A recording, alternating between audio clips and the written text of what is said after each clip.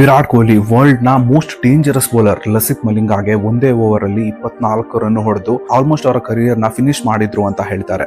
2012 Hobart ground India versus Sri Lanka match ನಡೀತಾ ಇತ್ತು. Sri Lanka first batting ಮಾಡಿ 320 ರನ್ಸ್ ಹೊಡಿತಾರೆ. ಇಂಡಿಯಾ ಫೈನಲ್ ರೀಚ್ ಆಗ್ಬೇಕಂದ್ರೆ ಈ ಮ್ಯಾಚ್ ನ 40 ಓವರ್ಸ್ ಒಳಗಡೆ ಫಿನಿಶ್ ಮಾಡಬೇಕಾಗಿರುತ್ತೆ.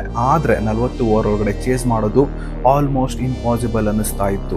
ಆಗ ಕೊಹ್ಲಿ ಕ್ರೀಸ್ಗೆ ಬರ್ತಾರೆ. ಸ್ಲೋ ಆಗಿ ಶ್ರೀಲಂಕನ್ ಬೌಲರ್ಸ್ ಮೇಲೆ ಪ್ರೆಷರ್ ಬಿಲ್ಡ್ ಮಾಡ್ತಾರೆ. ಮತ್ತೆ ಮ್ಯಾಚ್ ನ ಮೋಸ್ಟ್ ಡೇಂಜರಸ್ ಮೂಮೆಂಟ್ ಬೌಲಿಂಗ್ ಗೆ ಬರ್ತಾರೆ ಯಾರ್ಕರ್ ಕಿಂಗ್ ಲಸಿತ್ ಮಲಿಂಗಾ ಮುಂದೆ ದೊಡ್ಡ ದೊಡ್ಡ ಬ್ಯಾಟ್ಸ್ಮನ್ ಗಳಿಗೆ ಸಹ ಭಯ ಇರುತ್ತೆ. ಆದ್ರೆ ಆ ದಿನ ಕೊಹ್ಲಿ ಬೇರೆ ಲೆವೆಲ್ ಅಲ್ಲಿ ಇದ್ರು. 35th ಓವರ್ ಮಲಿಂಗಾ ಬೌಲಿಂಗ್ ಗೆ ಬರ್ತಾರೆ. ಫಸ್ಟ್ ಬಾಲ್ ಕೊಹ್ಲಿ 2 ರನ್ ತಗೋತಾರೆ. ಸೆಕೆಂಡ್ ಬಾಲ್ ಮಿಡ್ ವಿಕೆಟ್ ಮೇಲೆ ಒಂದು 6. ನೆಕ್ಸ್ಟ್ ಕಂಟಿನ್ಯೂಸ್ ಆಗಿ 3-4 ಹೊಡಿತಾರೆ. ಒಂದೇ ಓವರ್ ಅಲ್ಲಿ 24 ರನ್ಸ್. ಇದು ಮಲಿಂಗಾ ಲೈಫ್ ನ one of the biggest over ಅಂತ ಹೇಳ್ಬೋದು. ಆ ಇನ್ನಿಂಗ್ಸ್ ಅಲ್ಲಿ ವಿರಾಟ್ ಕೊಹ್ಲಿ ಜಸ್ಟ್ 86 ಬಾಲ್ ಅಲ್ಲಿ 133 ರನ್ ಹೊಡಿತಾರೆ.